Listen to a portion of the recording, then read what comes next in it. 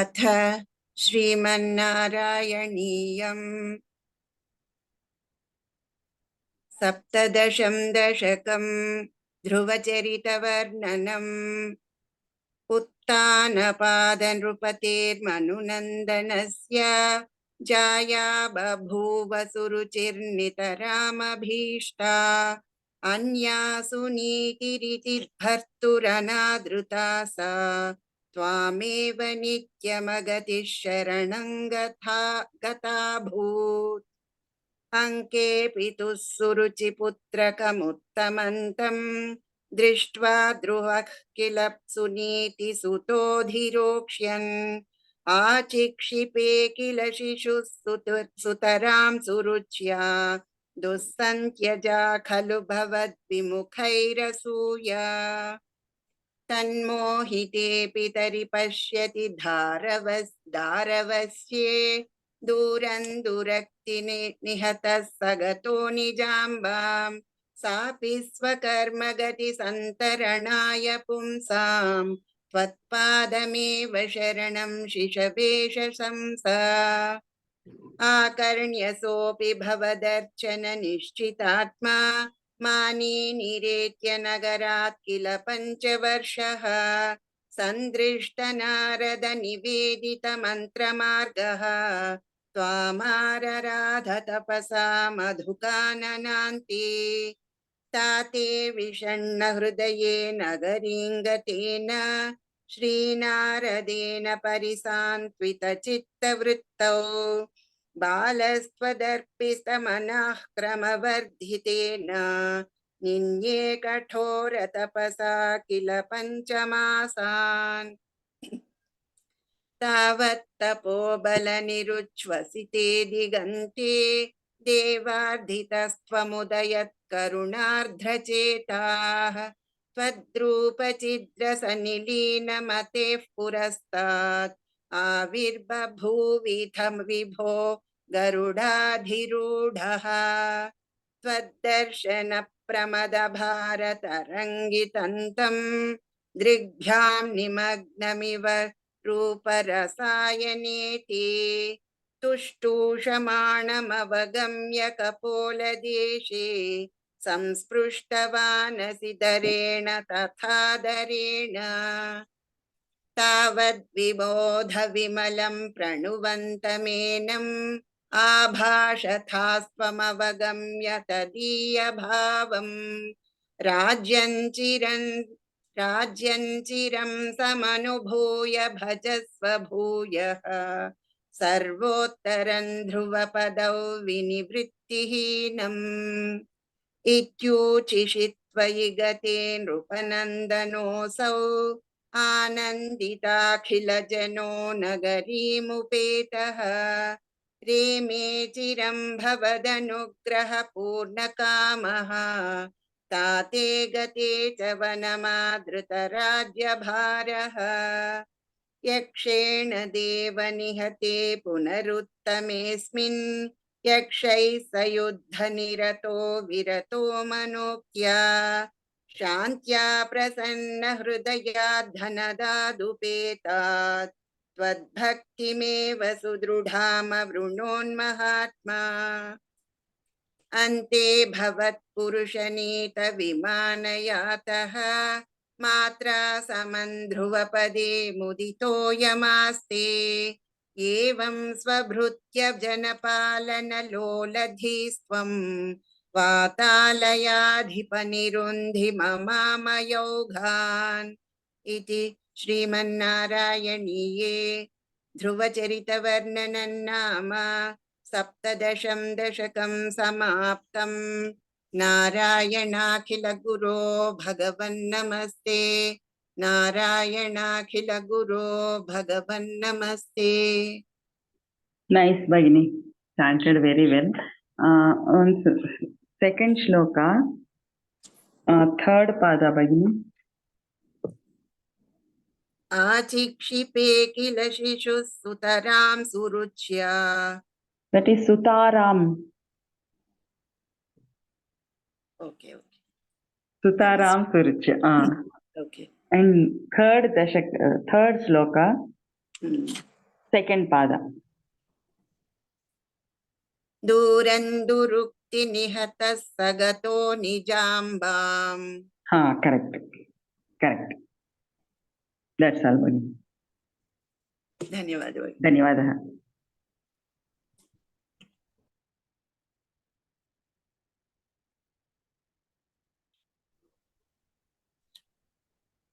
नमस्ते भगिनी. नमस्ते भगिनी.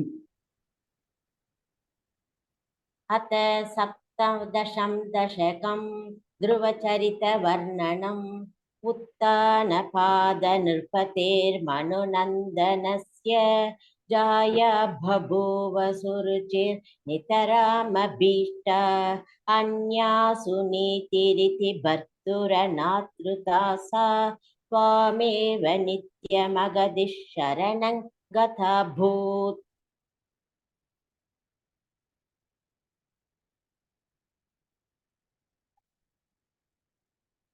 Bhagini, you are in mute, Bhagini. क्षम्यतां भगिनि, क्षम्यताम्. अथ सप्तमं दशकं ध्रुवचरितवर्णनम् उत्तानपादनृपतेर्मनुनन्दनस्य जाया बभूव सुरुचिर्नितरामभीष्टा अन्यासु नीतिरिति भर्तुरनातृता सा त्वामेव नित्यमगदिः शरणं गताभूत्. अंके पितुः सुरुचिपुत्रकमुत्तमन्तं दृष्ट्वा ध्रुवखिल सुनीतिसुतोद्धि रोक्ष्यन् आचिक्षिपे किल शिशुसुतारां सुरुच्या तुस्सन्त्यजा खलु भवद्विमुखैरसूया त्वन्मोहिते पितरि पश्यति दारवश्ये दूरं निहतः स गतो निजाम्बां सापि स्वकर्मगतिसन्तरणाय पुंसां त्वत्पादमेव शरणं शिशवे शशंस.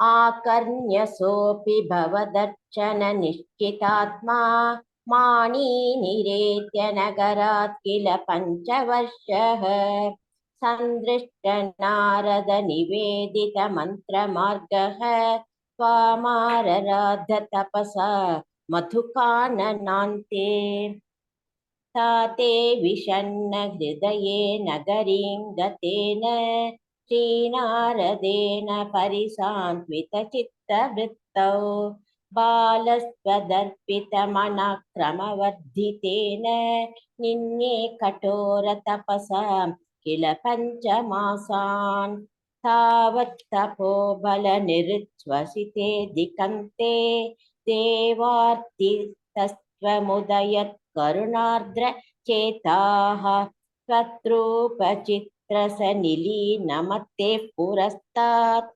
आविर्बभूविथ विभो गरुडाधिरूढः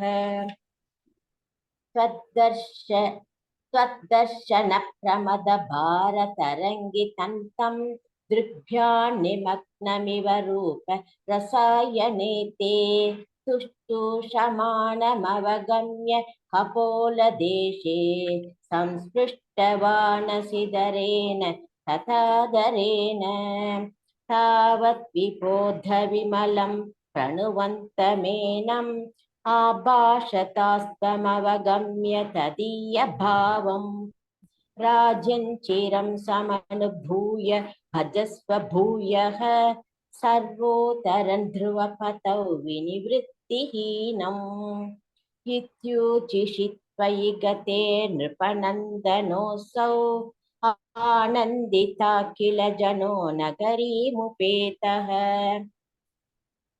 प्रेमे चिरं भवदनुग्रहः पूर्णकामः ताते गते च वनमातृतराज्यभारः यक्षेण देवनिहते पुनरुत्तमेऽस्मिन् यक्षैः स युद्धनिरतो विरतो मनोक्त्या शान्त्या प्रसन्न हृदयात् धनधातुपेदात् त्वद्भक्तिमेव सुदृढा मवृणोन्महात्मा अन्ते भवत्पुरुषनीतविमानयातः मात्रा समन्ध्रुवपदे मुदितो यमास्ते एवं स्वभृत्य जनपालनलोल दिस्त्वं वातालयाधिपनिरुन्धि ममाम यौघान् इति श्रीमन्नारायणीये ध्रुवचरितवर्णनं नाम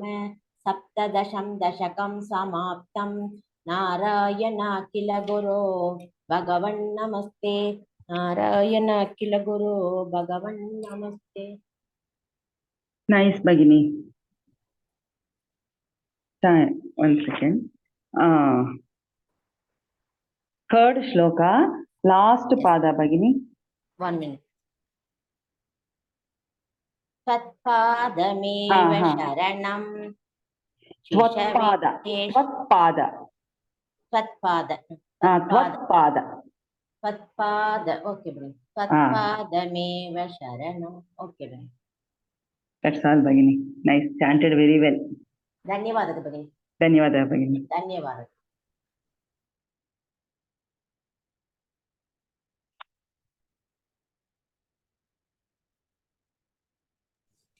अथ श्रीमन्नारायणीयं सप्तदशं दशकं ध्रुवचरितवर्णनम् उत्तानपादनृपतेर्मनुनन्दनस्य जाया बभूव सुरुचिर्नितरामभीष्टा अन्यासु नीतिरिति भर्तुरनादृता सा त्वामेव नित्यमगतिः शरणं गताभूत् अङ्के पितुः सुरुचिपुत्रकमुत्तमन्तं दृष्ट्वा ध्रुवः किल सुनीतिसुतोऽधिरोक्ष्यन् आचिक्षिपे किल शिशुः सुतारां सुरुच्या दुःसन्त्यजा खलु भवद्विमुखैरसूया त्वन्मोहिते पितरि पश्यति दारवश्ये दूरन् दुरुक्तिनिहतः स गतो निजाम्बां सापि स्वकर्मगतिसन्तरणाय पुंसां त्वत्पादमेव शरणं शिशवे शशंस आकर्ण्य सोऽपि भवदर्चन निश्चितात्मा मानीनिरेत्य नगरात् किल पञ्चवर्षः सन्दृष्टनारद निवेदितमन्त्रमार्गः त्वामारराध तपसा मधुकाननान्ते ताते विषण्ण हृदये नगरीं गतेन श्रीनारदेन परिसात्वितचित्तवृत्तौ बालस्त्वदर्पितमनाः क्रमवर्तितेन निन्ये कठोरतपसा किल पञ्चमासान् तावत् तपोबलनिरुच्छ्वसिते दिगन्ते देवार्थितस्त्वमुदयत् करुणार्द्रचेताः त्वद्रूपचित्रसनिलीनमतेः पुरस्तात् आविर्बभूविथ विभो गरुडाधिरूढः त्वद्दर्शनप्रमदभारतरङ्गितं दृग्भ्यां निमग्नमिव रूपरसायने ते तुष्टूषमानमवगम्य कपोलदेशे संस्पृष्टवानसिदरेण तथादरेण तावत् विबोध विमलं प्रणुवन्तमेनम् आभाषथास्त्वमवगम्य तदीयभावं राज्यञ्चिरं समनुभूय भजस्व भूयः सर्वोत्तरं ध्रुवपदौ विनिवृत्तिहीनम् इत्यूचुषि त्वयि गते नृपनन्दनोऽसौ आनन्दिताखिलजनो नगरीमुपेतः रेमे चिरं भवदनुग्रहपूर्णकामः ताते गते च वनमादृतराज्यभारः यक्षेण देव निहते पुनरुत्तमेऽस्मिन् यक्षैः स युद्धनिरतो विरतो मनुक्त्या शान्त्या प्रसन्नहृदया धनदादुपेतात् त्वद्भक्तिमेव सुदृढा मवृणोन्महात्मा अन्ते भवत्पुरुषनीतविमानयातः मात्रा समन्ध्रुवपदे मुदितोऽयमास्ते एवं स्वभृत्य जनपालनलोलधीस्त्वं वातालयाधिपनिरुन्धि ममामयौघान् इति श्रीमन्नारायणीये ध्रुवचरितवर्णनं नाम सप्तदशं दशकं समाप्तं। नारायणाखिल गुरो भगवन्नमस्ते, नारायणाखिल गुरो भगवन्नमस्ते. Nice, Bhagini, chanted very well. Only small correction. Third sloka, third and fourth padas, Bhagini. Repeat. सापि स्वकर्म गतिसन्तरणाय पुंसां त्वत्पादमेव शरणं शिशवे शशंस. That is na sharanam. शरणं त्वत्पादमेव शरणं शिशवे शशंस. Same third line also. Sapi swakarmagati santaranaya pumsam. Not na. Shall I repeat, Bhagini? Yes, Bhagini. सापि स्वकर्म गतिसन्तरणाय पुंसां Santaranaya, naya. नाय. Okay. Naya. नाय पुंसां. Correct. That's all. Nice. Thank you.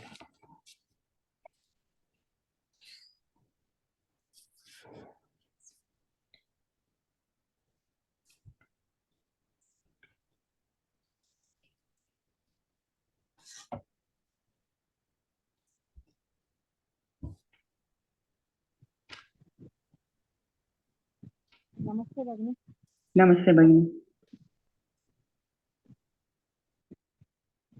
अथा श्रीमन्नारायणीयं सप्तदशं दशकं ध्रुवचरितवर्णनम् उत्तानपादनृपतेर्मनुनन्दनस्य जाया बभूव सुरचेर्नितरामभीष्टा अन्यासु नीतिरिति भर्तृरनादृता सा त्वामेव नित्यमगति शरणं गताभूत्. Bhagini, your voice is not clear, Bhagini. Some disturbance is there.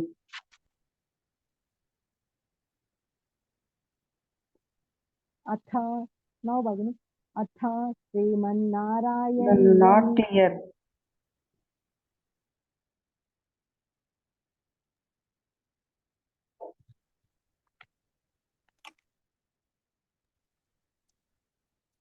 अथा श्रीमन्नारायणीयम्. Is it clear now?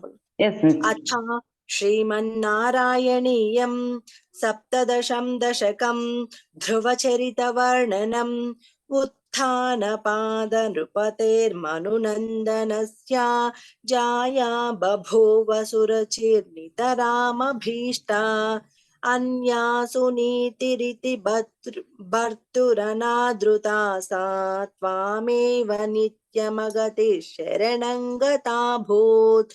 अंके पितुः सुरुचि पुत्रकमुत्तमन्तं दृष्ट्वा ध्रुवः किल सुनीतिसुतोऽधिरोक्ष्यन् आचिक्षिपे किल शिशुः सुतारां सुरुच्या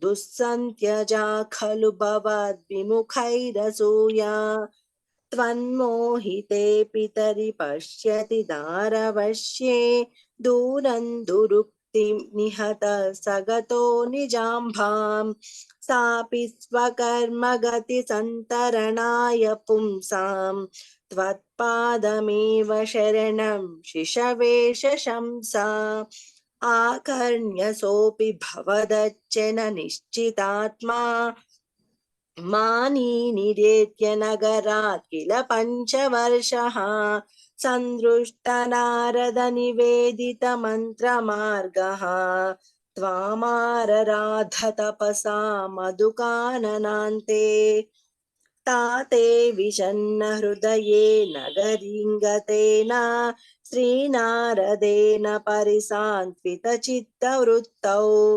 बालस्त्वदर्पितमनाः क्रमवर्धितेन निन्ये कठोरतपसा किल पञ्चमासान् तावत् तपोबल निरुच्छ्वसिते दिगन्ते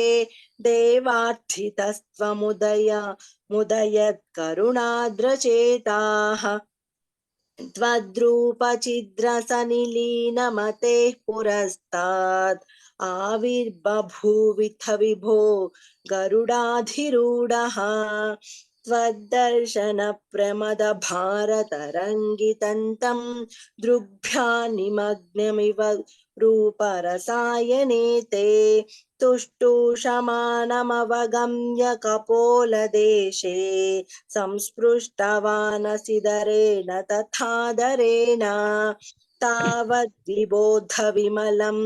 प्रणवन्तमेनम् आभाषथा त्वमवगम्य तदीयभावम् राज्यं चिरं समनुभूय भजस्व भूयः सर्वोत्तरं ध्रुवपदौ विनिवृत्तिहीनम् इत्यूजुषि त्वयि गते नृपनन्दनोऽसौ आनन्दिताखिलजनो नगरीमुपेतः रेमे चिरं भवदनुग्रहपूर्णकामः ताते गते च वनमादृतराज्यभारः यक्षेण देवनिहते पुनरुत्तमेऽस्मिन् यक्षैः स युद्धनिरतो विरतो मनुज्ञा शान्त्या प्रसन्न हृदया धनदादुपेतात् त्वद्भक्तिमेव सुदृढामवृणोन्महात्मा अन्ते भवत्पुरुषनीतविमानयातः मात्रा समन्ध्रुवपदे मुदितोऽयमास्ते एवं स्वभृत्य जनपालनलोलधीस्त्वं वातालयाधिपनिरुन्धि ममामयौघान् इति श्रीमन्नारायणीये ध्रुवचरितवर्णनं नाम सप्तदशं दशकं समाप्तं नारायणाखिलगुरो भगवन्नमस्ते नारायणाखिलगुरो भगवन्नमस्ते Nice, Bhagini. Repeat first shloka, Bhagini, second pada. जाया बभूव सुरुचिर्नितरामभीष्टा Correct. Third shloka, second pada. दूरं दुरुक्तिनिहतः सगतो निजाम्भाम् That is Alpa Prana, not Mahaprana. Nijambam.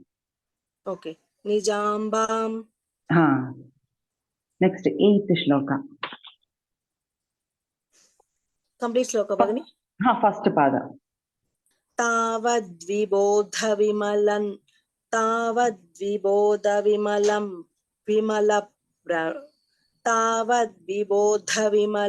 प्रणुवन्तमेनं Vimalam Pranuvantamenam. विमलं okay Vimalam Pranuvantamenam. okay Repeat. तावद्विबोधविमलं प्रणुवन्तमेनं Correct. Nice. धन्यवादः भगिनी धन्यवादः भगिनी.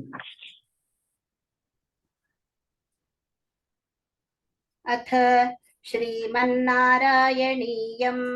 सप्तदशं दशकं ध्रुवचरित्रवर्णनम् उत्तानपादनृपतेर्मनुनन्दनस्य जाया बभूव सुरुचिर्नितरामभीष्टा अन्यासु नीतिरिति भर्तृरनादृता सा त्वामेव नित्यमगतिः शरणं गताभूत् अङ्के पितुः सुरचिपुत्रकमुत्तमन्तं दृष्ट्वा ध्रुवः किल सुनीतिसुतोऽधिरोक्ष्यन् आचिक्षिपे किल शिशुः सुतरान् सुरुच्य तुस्सन्त्यजा खलु भवद्विमुखैरसूया त्वन्मोहिते पितरि पश्यति दारवश्ये दूरं दुरुक्तिनिहतः सगतो निजाम्बाम् सापि स्वकर्मगति सन्तरणाय पुंसाम् त्वत्पादमेव शरणं शिशवे शशंसा आकर्ण्यसोऽपि भवदर्चन निश्चितात्मा मानी निरेत्य नगरात् किल पञ्चवर्षः सन्दृष्टनारद निवेदित मन्त्रमार्गः त्वामारराध तपसा मधुकाननान्ते ताते विषण्ण हृदये नगरीङ्गतेन श्रीनारदेन परिसान्त्वित चित्तवृत्तौ बालस्त्वदर्पितमनः क्रमवर्धितेन निन्ये कठोर तपसा किल पञ्चमासान् तावत् तपोबलनिरुच्छ्वसिते दिगन्ते देवार्थितस्त्वमुदयत् करुणार्द्रचेताः त्वद्रूपचिद्रसनिलीनमतेः पुरस्तात् आविर्बभूविथ विभो गरुडाधिरूढः त्वद्दर्शन प्रमदभारतरङ्गितन्तम् दृढ्यान्निमग्नमिव रसायनेते तुष्टूषमाणमवगम्य कपोलदेशे संस्पृष्टवानसिदरेण तथादरेण तावद्विबोध विमलं प्रणुवन्तमेनम् आभाषथास्त्वमवगम्य तदीयभावम् राज्यं चिरं समनुभूय भजस्व भूयः सर्वोत्तरं ध्रुवपदौ विनिवृत्तिहीनम् इत्यूचिषि त्वयि गते नृपनन्दनोऽसौ आनन्दिताखिलजनो नगरीमुपेतः रेमे चिरं भवदनुग्रहपूर्णकामः ताते गते च वनमातृतराज्यभारः यक्षेण देवनिहते पुनरुत्तमेऽस्मिन् यक्षैः स युद्धनिरतो विरतो मनोक्त्या शान्त्या प्रसन्नहृदयात् धनदादुपेतात् त्वद्भक्तिमेव सुदृढामवृणोन्महात्मा अन्ते भवत्पुरुषनीतविमानयातः मात्रा समन् ध्रुवपदे मुदितोऽयमास्ते एवं स्वभृत्य जनपालनलोलधीस्त्वं वातालयाधिपनिरुन्धि ममामयौघान् इति श्रीमन्नारायणीये ध्रुवचरित्रवर्णनन्नाम सप्तदशं दशकं समाप्तम् नारायणाखिलगुरो भगवन्नमस्ते नारायणाखिलगुरो भगवन्नमस्ते. Nice, Bhagini, chanted very well. First shloka, third pada, Bhagini. First shloka. Third pada. Anya sunītiriti bharturana sa. Correct. Now you recited correct. Bharturana Dhrutasa. And second shloka, first pada. Anke pitus suruchi putraka muttamantam. Correct. Correct. Eighth shloka, Bhagini. Okay. The third. Rajan chiran samanubhuya. That is chiram. Chiram samanubhuya. Rajan chiram samanubhuya bhajasva bhuya. That's all. Nice, right. धन्यवादः भगिनी. धन्यवादः. नमस्ते भगिनी। नमस्ते भगिनी।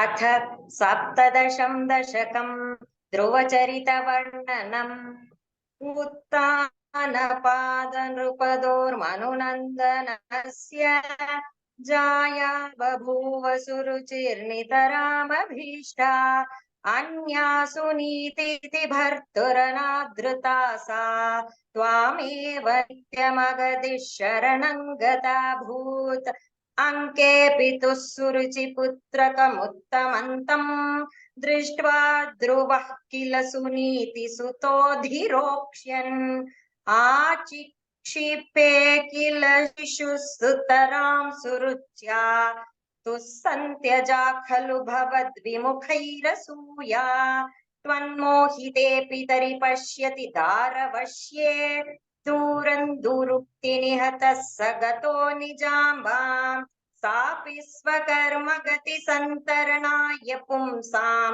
त्वत्पादमेव शरणं शिशवे शशंस आकर्ण्यसोऽपि भवदर्चन निश्चितात्मा मानी निरेत्य नगरात् किल पञ्चवर्षः सन्दृष्ट नारद निवेदित मन्त्रमार्गः त्वामारराध तपसा मधुखाननान्ते ताते विषण्ण हृदयेन नगरीं गतेन श्रीनारदेन परिसात्वित चित्तवृत्तौ बालस्त्वदर्पितमनः क्रमवर्धितेन निन्ये कठोरता किल पञ्चमासान् तावत् तपोबलनिरुच्छ्वसिते दिगन्ते देवात्थितस्त्वमुदयत् करुणार्द्रचिताः त्वद्रूपचिद्रसनिलीनमते पुरस्तात् आविर्बभूविथ विभो गरुडाधिरूढः त्वद्दर्शन प्रमद भारतरङ्गितन्तम् दृग्भ्यान्निमग्नमिव रूपरसायने ते तुष्टूषमाण्णमवगम्य कपोलदेशे संस्पृष्टवान् सदरेण तथादरेण तावद्विबोध विमलं प्रणुवन्तमेनम् आभाषतास्त्वमवगम्य तदीयभावम् राज्यं चिरं समनुभूय भजस्व भूयः सर्वोत्तरं ध्रुवपदौ विनिवृत्तिहीनम् इत्यूचुषि त्वयि गते नृपनन्दनोऽसौ आनन्दिताखिल जनो नगरीमुपेतः रेमे चिरं भवदनुग्रह पूर्णकामः ताते गते च वनमादृतराज्यभारः यक्षेण देवनिहते पुनरुत्तमेऽस्मिन् यक्षैः स युद्धनिरतो विरतो मनुत्या शान्तप्रसन्न हृदयाद्धनदातुपेतात् त्वद्भक्तिमिहामवृणोन्महात्मा अन्ते भवत्पुरुषनीतविमानयातः मात्रा समन्ध्रुवपदे मुदितोऽयमास्ते एवं स्वभृत्य जनपालनलोलधीस्त्वं पातालयाधिपन्ति ममामयौघान् इति श्रीमन्नारायणीये ध्रुवचरितवर्णनं नाम सप्तदशं दशकं समाप्तं नारायणाखिल गुरो भगवन्नमस्ते नारायणाखिल गुरो भगवन्नमस्ते नैस् भगिनी फस्ट श्लोक फस्ट पाद भगिनी उत्तानपाद नृपदेर्मनुनन्दनस्य करेक्ट करेक्ट नैस् भगिनी एक्सलेंट धन्यवादः भगिनी धन्यवादः भगिनी